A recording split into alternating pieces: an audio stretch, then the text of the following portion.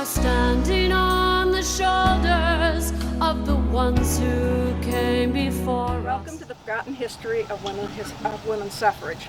Today we are in Niota celebrating the issuance of the centennial commemorative stamp, and as a part of that celebration we want to introduce you a little bit to the city of Niota. The depot that we will be showing you is the depot from which the letter Fab mailed to her son went out. Went right through that depot. We sat in the very room where the mailbag was in 1920 when that letter was sent to Mr. Byrne in Nashville. We're also across the street from the post office here where it sits now in Nashville, and you can see that on your trip as well. And I'm standing in front of the Niota Library with its wonderful mural that chronicles the timeline of suffrage in most of its respects. So it's a wonderful place to be. You should come and visit Niota.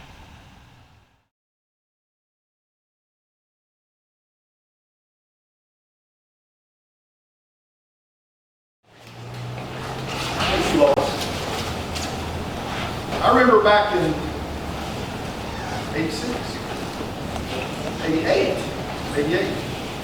1988, waking up and watching a morning show on the television, and here is the entire city council of Niota, complete city council made up of women. The national news, national headlines, again, setting that example and showing the world the power of women in local government. Boots Snyder is one of those women who was actually part of that local government effort here for certainly years here now. We want to introduce her and bring her up to the podium, remembering the all-women Niota City Commission.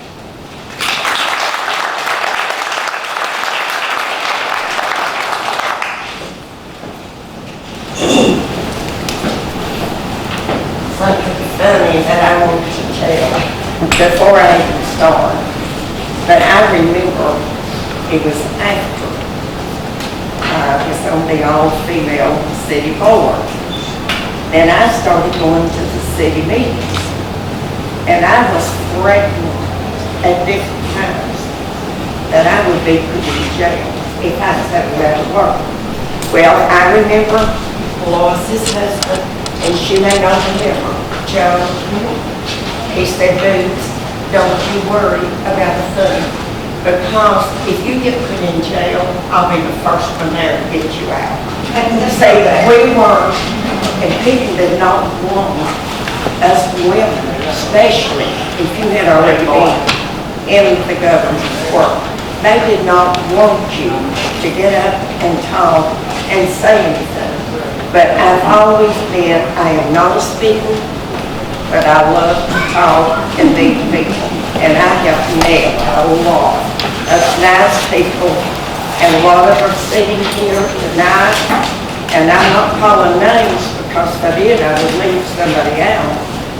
But it was the year of 1988 that Effie London, a retired school teacher, decided to run for the mayor of our city. So she got her longtime friend, and my friend too, Mabel Young, and Mabel worked for the government. She was very, very knowledgeable. So she got Mabel to run for it, and they got on the ballot. Well, they needed 4 more to run. So we had someone that was going to run, you know, you women. Well, most of us were working, but they decided they were going to get us. We could not get on the ballot, but we could go in on the run, on the right. And the first one was Grace Lewis. She was a bank employee at night. The other one was Nellie Finn at the street. She was a hairdresser. The third one was Billy Gilman. She was a bookkeeper. And the last one was me. And I owned 2 businesses. I grew up in 4 businesses. But at that time, I was in the office working. So So we decided that we would try. We were all green, knew nothing about the government, what we were supposed to do. But we got in, and on the right end. And we went around to every house in Niota and gave them a sample ballot to let them know who we were. But then in Niota, everybody knew everybody.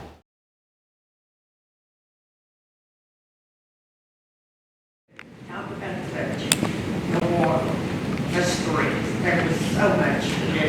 As Lois said, a lot of things needed to be done back then. Well, we don't know how this happened. The national TV.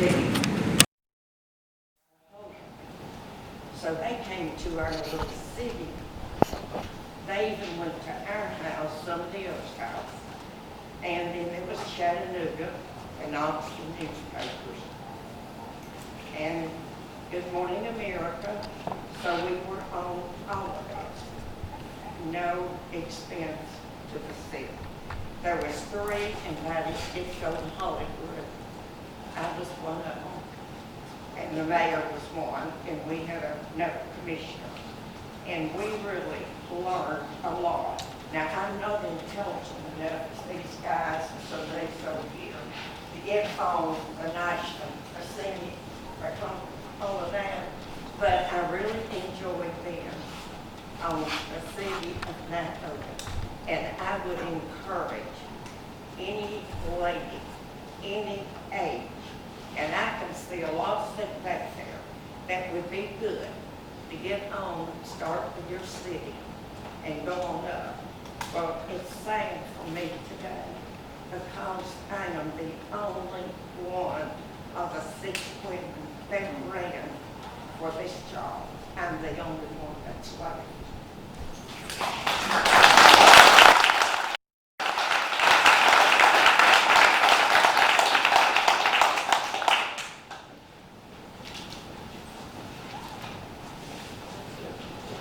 I think it's appropriate, would you please stand and recognize Boots as the last survivor here today?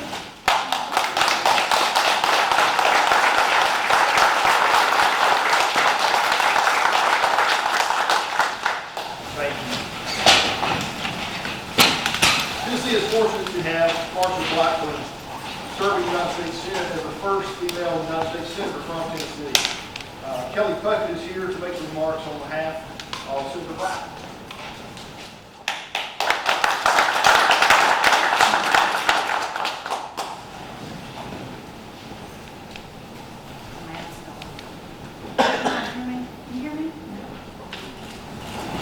Well, good afternoon. Finally, it's afternoon, right?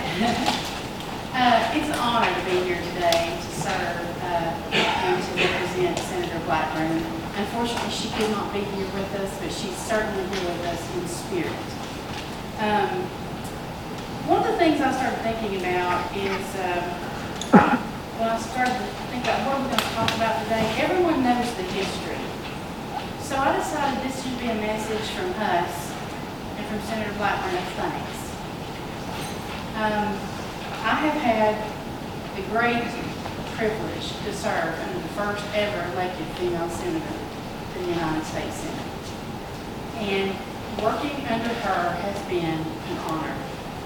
I know that everywhere she goes, she talks about women's suffrage. And she's been the greatest champion for women in suffrage. She's been an inspiration, and she enthusiastically has just traveled the state of Tennessee with a message of hope and of opportunity and of faith. And I'm so thankful for the day that Harry Byrne changed his vote, because that allowed not only women to vote, but it allowed us to be able to serve in political office and actually have a voice. So again, I just want to thank each of you for allowing us to be here, allowing us to serve the American people, encouraging young women to get involved in the political process is something that is very important to Senator Blackburn. And again, we are just honored to be here to serve each and every one of you and have this opportunity. I also want to say a little side note. Last year, it was a year ago this month, we visited Crescent Mills, had a great time with Kathy, Sandra, and then it was a surprise that Tyler showed up and did a book presentation to the senator, which she values greatly. That was a very special moment for her, and she has that book in her office in D.C. So it's always been a pleasure to be here in Niota, and we just thank each and every one of you again for allowing us to serve. I'm also gathered here with my co-worker, Michael Hensley from our Knoxville office. He came down to be with me today, and I'm thankful to have him here serving Senator Blackburn as well. Thank you all.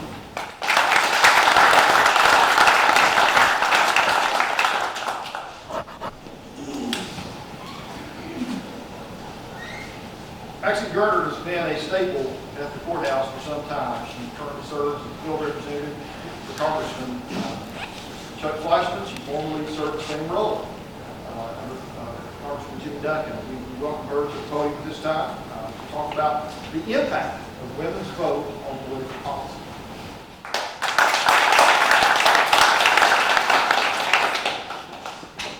On behalf of Congressman Chuck Fleischman, it is truly an honor to be in this historical place today. This is the site of a legacy that had national and even global impact. And as I'm presenting some issues about legislation, since our U.S. Congressman Fleischman, as well as former Congressman Duncan, John Duncan Sr., John Duncan Jr., who served for many years in this county, he loved this county. Their job is to produce the legislation, much like Mark Cochran or Harry T. Byrne when they were serving in the legislative branch of government. And I think my message today would be to women and to all of us that your vote is your voice. And there is no finer, excellent example of the power than the story that took place right here, where the voice of a mother and the voice of many others had an impact that flowed into the legislation from the legislator that became a bill which impacted our lives today and the lives of our entire country. So I rejoice with this great celebration. The Congressman hopes to put into the congressional record honoring this great commemoration, and thank you for allowing us to serve you. It's such a pleasure, and what a lovely event this has been. Francis Powers, I understand you did a great deal of leadership in this, and Francis had thought and attempted to have our First Lady here.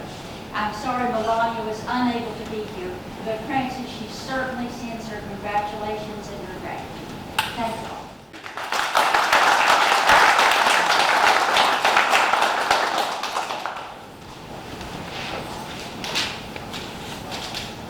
Coming from somebody whose job depends on votes, I can tell you that one vote makes a huge difference.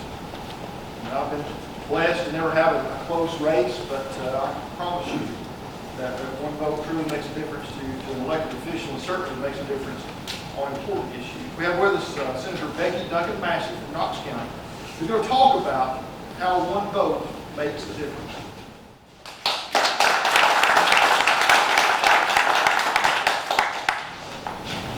Thank you, and it is an honor to be with you here today. I did have to call Senator Bell to make sure I had permission to come to his district, but it is an honor to be here with my colleagues, Representative Cochran, and actually Representative Smith Robin Smith has scooted in and has joined us here today, and she worked real hard on the committee in Nashville on the women's suffrage celebration. And Senator Bell, they can find the link to the video at tnwoman100.com. And so you can find that. I've got it on my Facebook page, but it's worth watching. It was fun.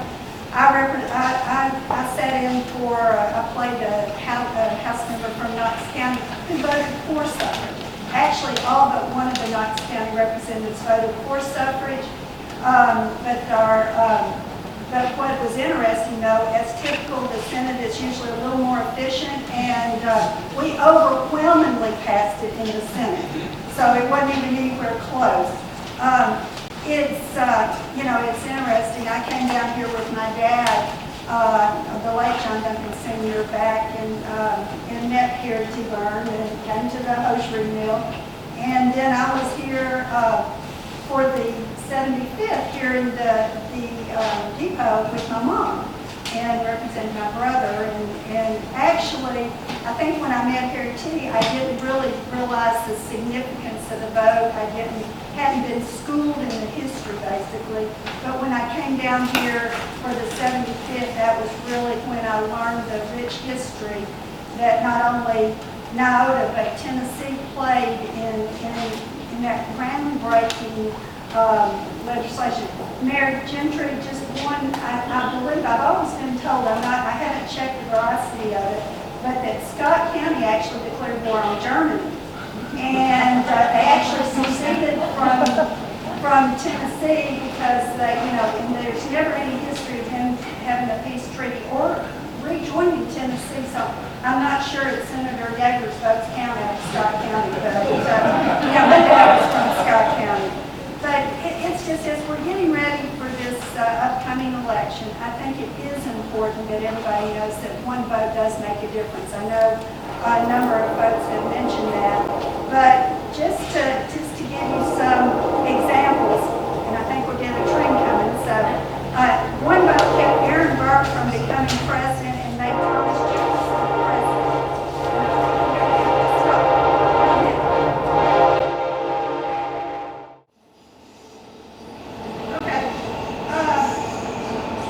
So it made Thomas Jefferson president. One vote made Hayden president. These were ties to the electoral college. So it went too much. One vote made John Quincy Adams president. And even one vote, and this is the bad one, made Adolf Hitler president of the Nazi Party. One vote saved Andrew Johnson from impeachment. And if Nixon had gotten one more vote per precinct in Illinois, he would have beat JFK in 1960. California, Washington, Idaho, Texas, and Oregon gained statehood by just one vote. Now, we kind of probably wish California had a vote. And then a Texas convention voted for an LBJ over their ex-governor in the contested senatorial race, which ultimately propelled him to the presidency. So, with election day just upon us, one vote or a vote that you can influence, and people vote that makes a difference. We had a state legislative race in Knox County that was decided by the So, I just encourage everybody to realize the inspiration that here is getting all of us is that our vote counts, and make sure you go vote. And I like to encourage everybody to find 10 people to make sure they go vote. And because it does make a difference. It is, as the folks have said in front of me, it is your voice. And it is important that we participate. And to have that role model of Harry T. Byrne as, a member of our legislature, and that Tennessee, the role they took in helping women earn their right to vote, because they worked hard at it. But Harry T. Byrne and Bev, at her encouragement, it just makes us all just, as they say in East Tennessee, prouder than punch. So thank you all. Thank you, Tyler, for inviting me to participate. It's an honor to be here with you today. Thank you.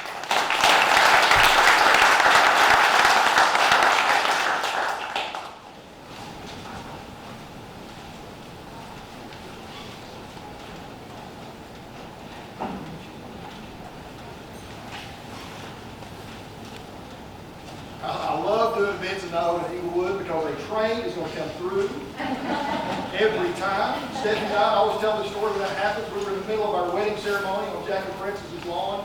Oh, the same thing's true in Eaglewood. Right in the middle of the ceremony, train comes through. And Judge Watson was performing the ceremony there in front of everybody, and he just said, I'm just going to stop a minute. And we waited for the train, and Stephanie to this day does not remember that happening.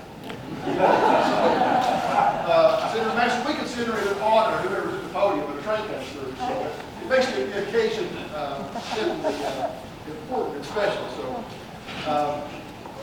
if you would, think for just a minute about 100 years ago. We're about to have Deborah Grosco come up and speak to us about the 19th Amendment women's vote stand. Think about where you're sitting right now. As you look at these walls and all the graffiti on the doors that make reference to the original timbers over our heads, you're sitting in the freight room of the Niota Depot. And 100 years ago, it would have been a very hot place, as it was just until recently. It would have been a very busy place, probably smelled like men and dust, cardboard. It would have been a very busy place in the sense that there's a lot of organization going on. Everywhere around you would be stacked up boxes of goods that were coming and going from the trains. There would have been a lot of people coming and going, a lot of organization, a very busy, hot place, and it was like that every day. But one day, somewhere in this room, there was a mailbag. Because all the mail that came in and out of Niota, that went anywhere else besides Niota, generally traveled over the train. I don't know, do we know, Tyler, exactly how Fedford's letter got here? Do we know, did she get anything special that brought it? He brought it here. So Jack brought it here, made its way into that mailbag, ultimately was placed on a train out of the very room that you're sitting in. We don't know, again, the true impact that had, whether it did or did not affect Harry's vote. More likely it didn't. But it's part of the story. And it involved the mail service in the story of this women's suffrage vote. And so it's appropriate today to have a speaker, not just here to talk about the stamp cancellation, but because the Postal Service was part of this. Fedford's letter is, as Mark said, her effect on her son, whether it was a specific letter or not, cannot be denied. And so we appreciate the fact that Deborah Grosco is with us. Lori Slater-Trulman could not be here. She regretfully miss her. She's the marketing director for the East Tennessee District for the Postal Service. But I just met Deborah over here right before the event, and I think it's important to mention she is the postmaster in Chattanooga. She is the first female postmaster in Chattanooga. So please welcome to the podium Ms. Deborah Grosco.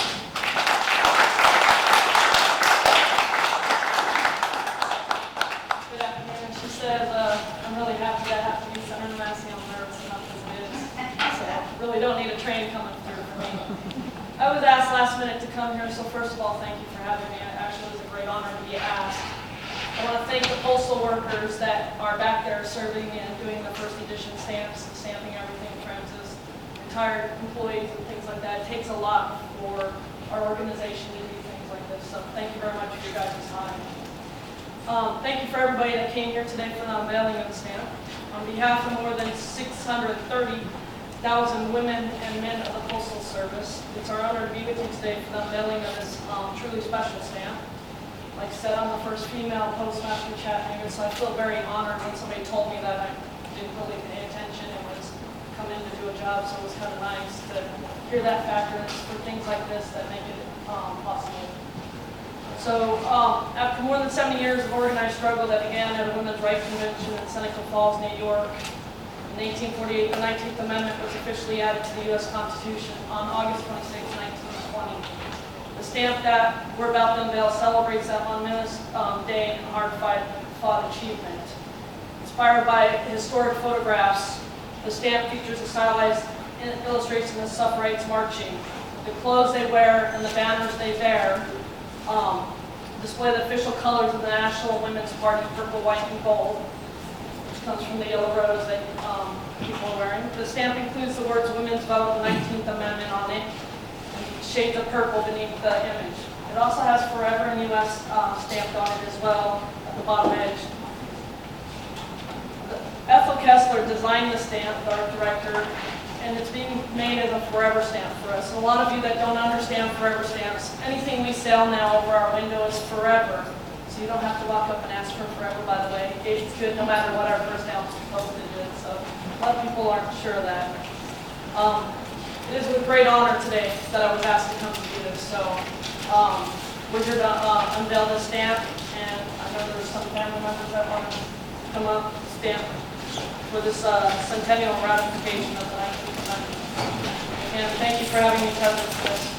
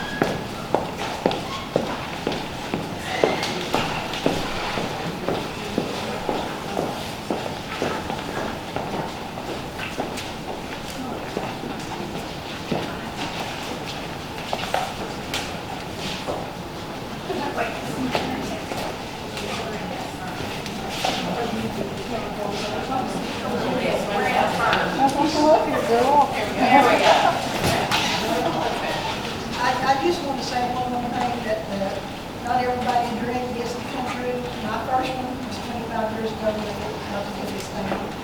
Now, the second time, 25 years later, I get nobody. It's either been or not, because I just cut out 2 nodes 25 years ago and gave them a 5-year prognosis, at least 5 years.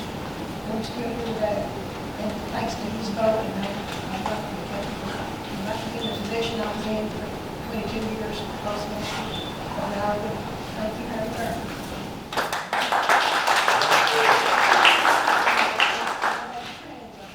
Here we go.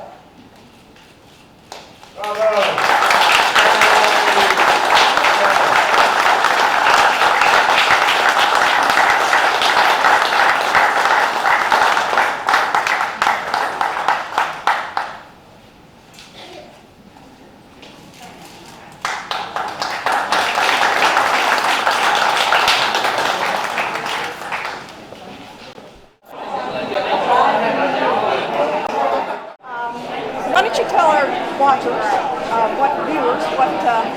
what you have spent the last couple of years doing? Well, about 3 years ago, I started researching for a comprehensive biography.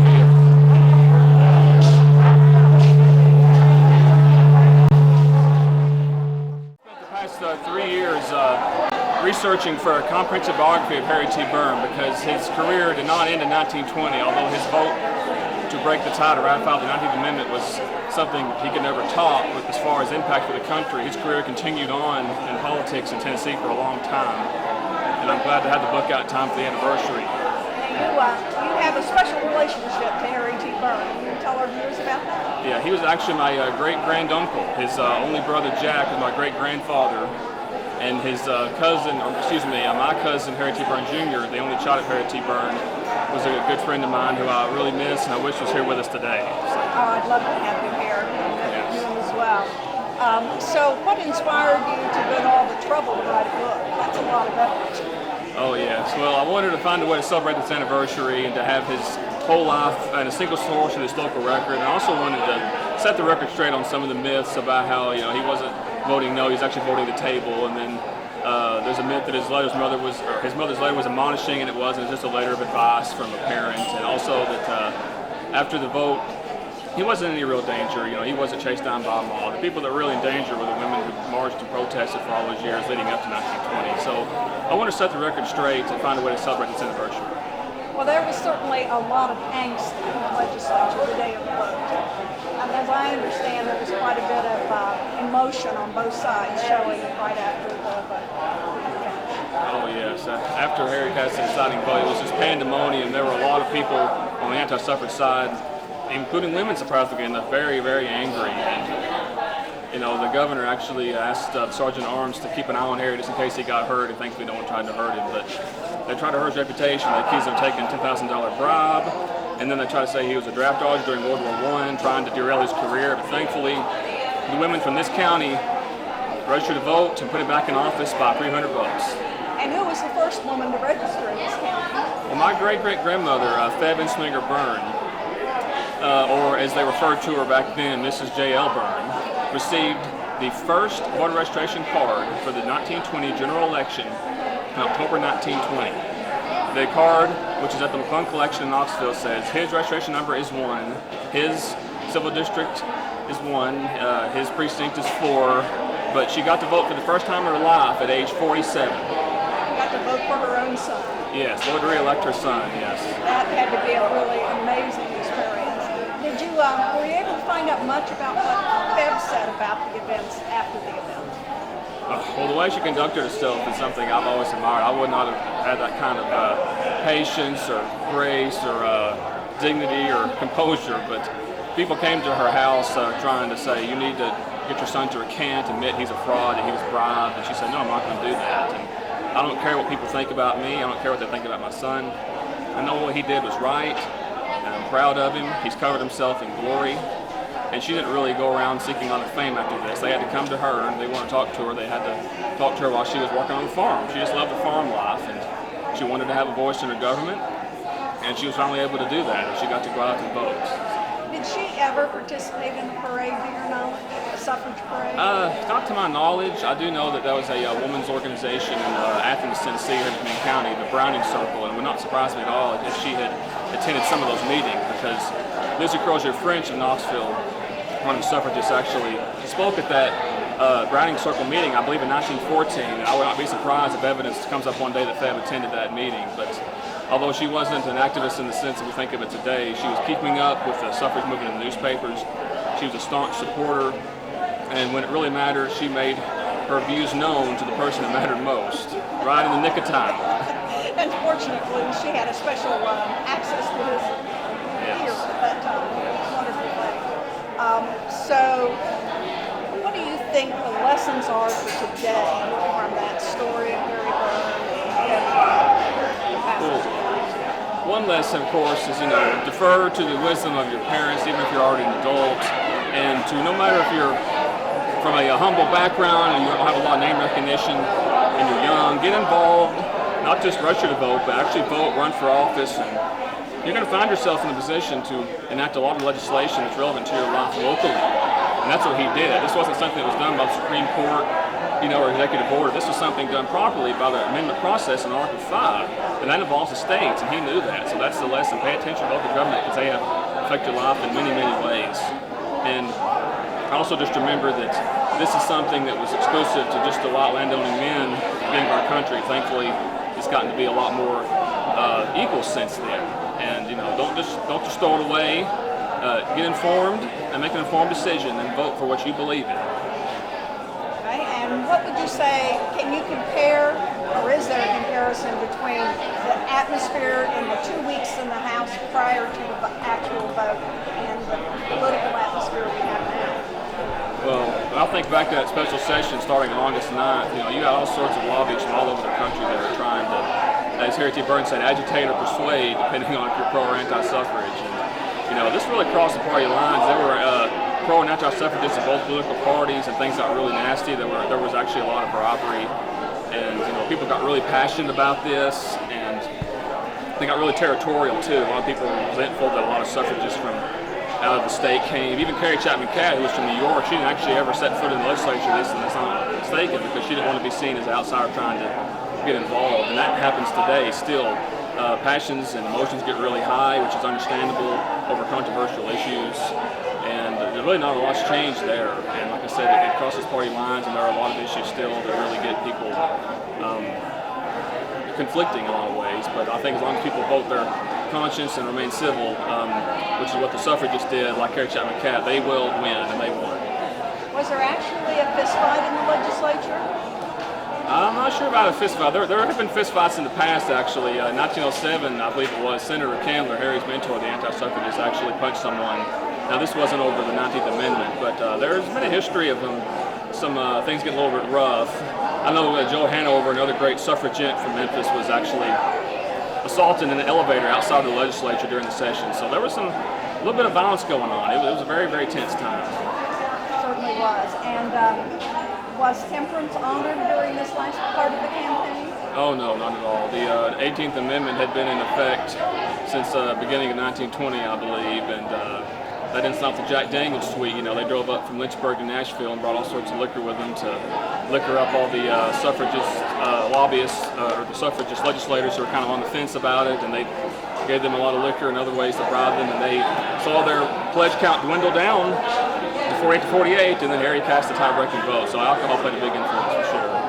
Okay, and who backed financially the anti-suffragists? Well, there were all sorts of lobbyists behind the anti-suffrage movement from all over the country and in both political parties, but the liquor lobby and the railroad lobby especially, you know, they were really worried about some legislation about result from women voting, especially on the issue of temperance, which is very controversial, the prohibition of things. And what about the manufacturers? What did they do? Yes, there is a belief that some, not all, but some manufacturers were opposed to votes for women because they knew that if women were elected, they would push for even stronger anti-child labor laws. And did Harry have any involvement in that? Not to my knowledge. I know that Not on the anti-side of that, but did he have any involvement in Tennessee outlawing child labor? Not to my knowledge. Although I do know that he did play a role in authoring a bill that allowed mothers to actually have a say in inheriting, having the rights to their children. Because before that, you know, the husband could just will or wed everybody he wanted to. But Harry thankfully repealed that law. So he did some good things after the vote that would not have been possible without women voting. So. Wow, and I appreciate so much what you've done, and I really appreciate what you have done to preserve the history of Tennessee, and particularly the history of the Byrne family, Harry Byrne, Bev Byrne. That story, I think, is really inspirational and important for everyone. So thank you.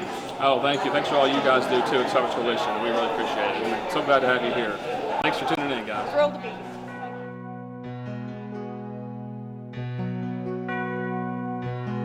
I am standing on the shoulders of the ones who came before me. I am stronger for their courage. I am wiser for their words. I am lifted by their longing for a fair and brighter future. I am grateful for their vision, for their toiling on this earth. We are standing on the shoulders of the ones who came before us. They are saints and they are humans. They are angels, they are friends. We can see beyond the struggles and the troubles and the challenge when we know that by our efforts things will be better in the end. They lift me higher than I could ever fly, carrying my burdens away. I imagine our world if they hadn't tried. We wouldn't be here celebrating today.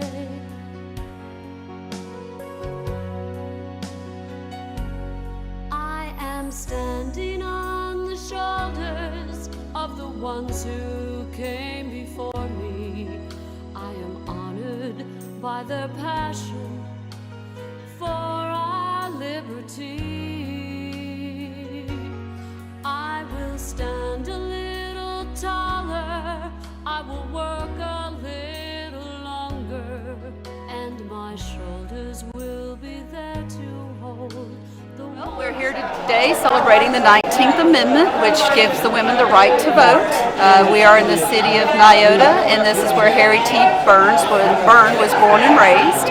He was the gentleman who gave that deciding vote in Nashville on August the 18th. And so today we're doing a stamp cancellation in honor of that commemorative vote that he made for all women.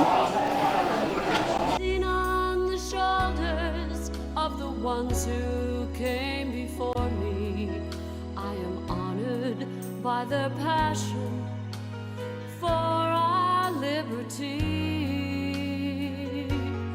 I will stand a little taller, I will work a little longer, and my shoulders will be there to hold the ones who follow me.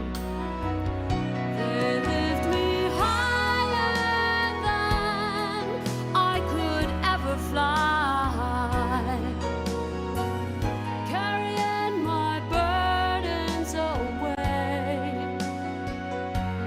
I imagine our world if they hadn't tried, we wouldn't be so very blessed today.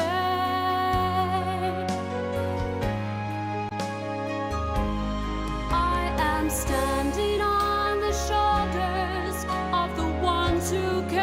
We're with the Tennessee Overhill Heritage Association, Oh, okay. but we're on the stamp committee for this evening. Stamp committee? The stamp committee. We're the Tennessee Overhill, preserving the culture and the history of our 3 counties. Came before me, I am honored by their passion for our liberty. I will stand a little taller, I will work a little longer, and my shoulders will be there to hold the ones who follow me. My shoulders will be there to hold the ones who follow me.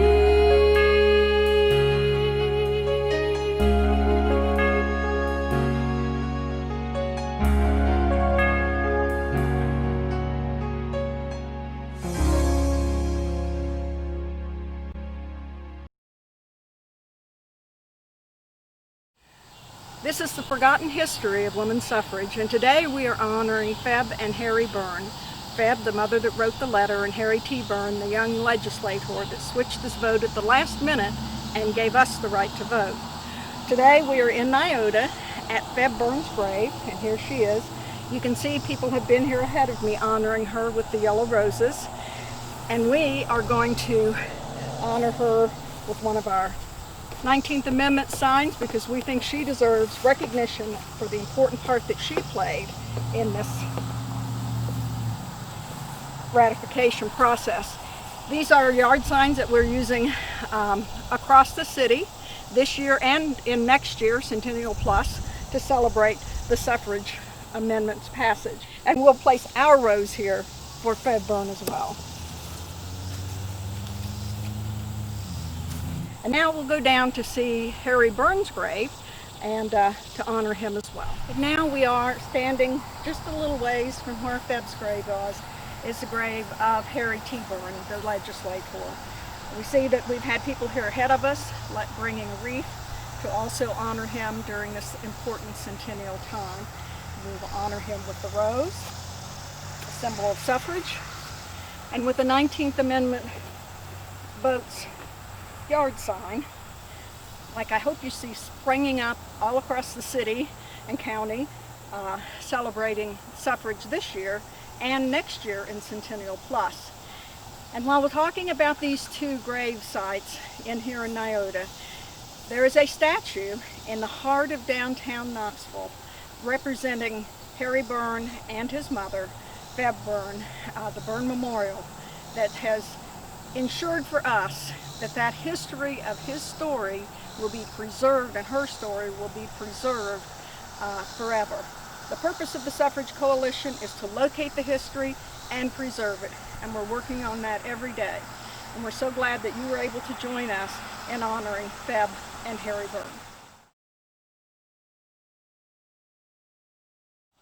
Did you know that the Daughters of the American Revolution, in conjunction with the Suffrage Coalition and other groups, have raised the money and designed a marker to be installed at the grave of Lizzie Crozier French, Knoxville's leading suffragist, this fall. It's designed by Mary Rudin, our local artist, and we will be having a ceremony there, wreath laying, as soon as it's available. We'll go there and show it to you. But in the meantime, you can still go there and see Lizzie's grave and thank her for all the wonderful things she's done. And very soon, we're working on a t-shirt that's a Thank You Lizzie t-shirt. So watch our website, maybe you can catch that as well. Lizzie is buried in Old Gray Cemetery in Knoxville, Tennessee. It's a wonderful old garden cemetery, they called it, and has many of the leaders of our city and our state over history are buried there. It's a fitting place for her to be. She didn't have a proper recognition before this got started, and soon she will be recognized permanently. Celebrating today.